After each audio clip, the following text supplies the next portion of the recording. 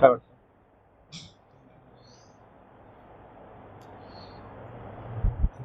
आंदोलन करण्यापेक्षा आपण त्याला एक निवेदन देऊया की कोणीतरी येऊन निवेदन दिलं चालतं.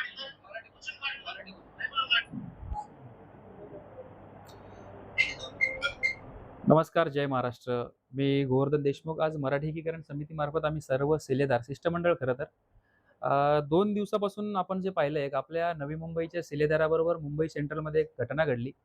अत्यंत माजोर्डा आणि उद्धट एक कर्मचारी रेल्वेचा, पश्चिम रेल्वेचा या मुंबई सेंट्रलमध्ये माजलेले हे महाराष्ट्रामध्ये भरती केले जातात आणि ज्यावेळेस मराठी माणसाने मराठीमध्ये सेवा मागितली जाते, एक महाराष्ट्राचा, एक भाषिक महाराष्ट्र राज्य स्थापन झालंय 107 हुतात्मे देऊन.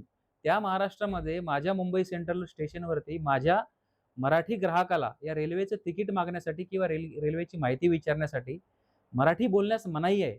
इतका हा माज रेल्वेचे जे कर्मचारी करतात आणि या रेल्वे विभागाचा दरवेळी आम्हाला मराठी द्वेष दिसून येतो.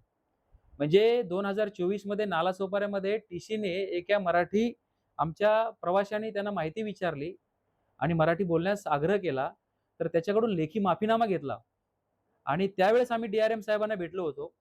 त्यावेळेस त्यांनी आमच्याकडे माफीनामा दिला, की पश्चिम रेल्वे कधीही मराठीचा द्वेष करत नाही आणि मराठीचं मान-सन्मान ठेवणं पश्चिम रेल्वेचं काम आहे. त्यावेळेस देखील असाच प्रकार घडला आणि पोलीस ठाण्यामध्ये आम्ही जवळपास 200-250 लोकं जमलो होतो. त्यावेळेस आमच्यावरच जमावबंदीचे गुन्हे नोंद केले. म्हणजे महाराष्ट्रामध्ये माननीय देवेंद्र फडणवीस साहेब आपलं काय चाललंय हे तुम्ही एकदा लक्ष घालणं गरजेचं आहे. दरवेळेस आम्ही यायचं, आंदोलनं करायची, पण यांचा माज काय उतरत नाही. हा व्हिडिओ बघा ना तुम्ही.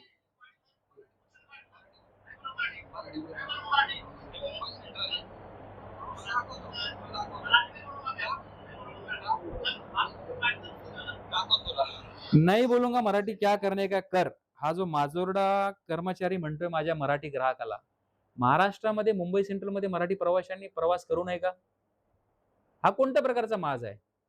एक मराठी भाषा विभाग तुम्ही चालवता माननीय सामंत साहेब, तुम्ही मराठी भाषा अधिकारी आहात.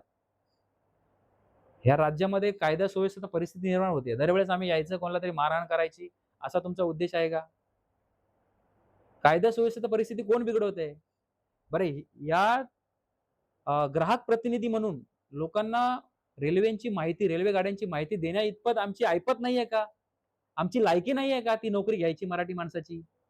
तिथे तुम्ही एक परप्रांतातून उत्तर भारतीय आणून बसवता आणि तो आमच्यावर माज करतोय. आज आम्ही सर्व शिष्टमंडळ या ठिकाणी माननीय पंकज सिंग या ठिकाणचे विभागीय रेल्वे अधिकारी आहेत मुंबईचे. त्यांची भेट घेण्यास आलो होतो. पण दुर्दैवाने आमची भेट कदाचित होऊ शकत नाहीये. अधिकारी माझ्या आजूबाजूला आहेत, पोलीस कर्मचारी पण आहेत. शनिवारी यांना सुट्टी असते हे आमच्या मनी-ध्यानी नाहीये. त्यामुळे आम्ही आज शनिवारी इथे आलो. पुन्हा आम्ही सोमवारी येऊ या ठिकाणी. आम्ही सोमवारी पुन्हा येऊ आणि जास्त संख्येने येऊ.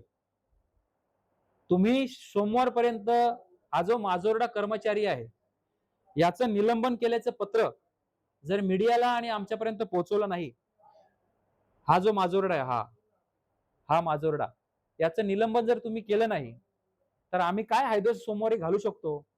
मराठी एकीकरण समिती कुठल्या पद्धतीने आंदोलन करते हे सगळ्या राज्याला माहिती आहे. मराठी मोर्चापासून, कबूतर मोर्चापासून सगळे मोर्चे तुम्ही आमचे पाहिलेले आहेत. तर ह्या डी-आर-एम कार्यालयामध्ये आम्ही काय हैदोस घालू शकतो हे तुम्ही आत्ताच जाणून घ्या. सोमवारपर्यंत आता आम्ही इथे आलोय. आज 25-30 लोकं आम्ही इथे जमलोय. पण आमचे कदाचित आता अधिकारी प्रयत्न करतायत कोणीतरी येऊन आमचं निवेदन स्वीकारेल. तर माझी विनंती आहे, की आज निवेदन स्वीकारावं, जेणेकरून आम्हाला सोमवारी तुमच्या इथे ठिय्या आंदोलन करायची गरज पडणार नाही. मग त्यावेळेस हजारो लोकं इथे येऊन बसतील आणि मग तुम्हाला इथून चालायला देखील जागा पुरणार नाही. म्हणून अशा माजोर्ड्या कर्मचाऱ्यावरती कारवाई करावी आणि अॅट्रॉसिटीच्या अंतर्गत हे जे परप्रांतीय मराठीचा अपमान करतात, मराठी माणसाचा अपमान करतात, शिवीगाळ करतात, उद्धटपणे मराठी नाही बोलणार म्हणून सांगतात आणि द्वेष आणि तेढ निर्माण करतात. पश्चिम रेल्वेला असो, मध्य रेल्वेला असो, ते कोणत्या रेल्वेला त्रिभाषा सूत्र लागू आहे. मराठीत सेवा देणं हे क्रमप्राप्त असताना असा माज आम्ही का सहन करायचा? त्या कर्मचाऱ्यांनी काल माफी मागितली आहे. महाराष्ट्र नवनिर्माण सेनेचे पदाधिकारी या ठिकाणी येऊन त्याला बोलून घेतलं होतं आणि त्यांनी माफी मागितलेली आहे. पण तुम्ही आम्हाला कान फटवायचं, तुम्ही आम्हाला शिवीगाळ करायची, आमचा अपमान करायचा, आमची मराठी पायदळी तुडवायची आणि माफीनामा मागायचा, माफीनामा द्यायचा. हे नाही चालणार. या कर्मचाऱ्याचं तात्काळ निलंबन करा, याला घरी बसवा आणि माननीय देवेंद्र फडणवीस साहेब, एक रेल्वे गाडीची माहिती देण्यासाठी एक मराठी माणूस तुम्हाला भेटू नये का? मराठी माणसाची एवढी लायकी नाही आहे का नोकरी करण्याची की तो तिथे बसेल आणि मराठीमध्ये सेवा देईल? या नोकऱ्या, आमच्या हक्काच्या नोकऱ्या तुम्ही उत्तर भारतातल्या आणि बिहारच्या लोकांना दिल्यात. आज आमचा शेकडो हजारोने तरुण रस्त्यावरती वन भटकतोय नोकऱ्यासाठी, आणि या नोकऱ्या तुम्ही बाहेरच्यांना दिल्यात. बरं, दिल्याच्या दिल्या ते मराठी बोलणार नाही म्हणून माच करतात. हे राज्यामध्ये जे चाललंय ते अत्यंत वाईट परिस्थितीने सुरू आहे.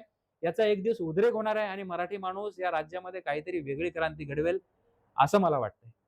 जय महाराष्ट्र.